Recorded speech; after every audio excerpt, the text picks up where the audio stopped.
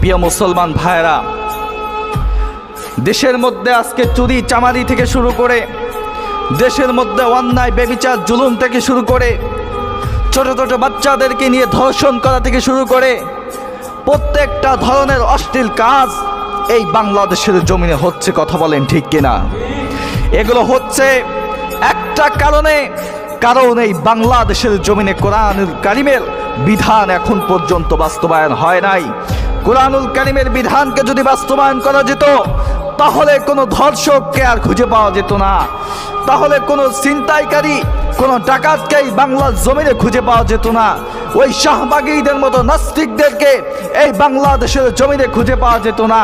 যারা পর্দার্থ করবেই না, বরং ইসলামিক বিধান নিয়ে, কোরআনুল কারিমের বিধান নিয়ে ব্যঙ্গচিত্র করবে, ওলামাই কেরামদেরকে নিয়ে কথা বলবে, আল্লাহ তাআলার বিধানদেরকে নিয়ে কথা বলবে, আমার নবীর নামে কটূক্তি করবে।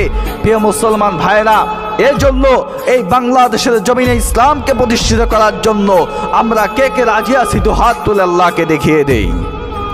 আল্লাহ তাআলা যেন আমাদের সকলকে কবুল আর মঞ্জুর করে নেয়। সকলের পরে আমিন। আরো জোরে পড়ে নেয়।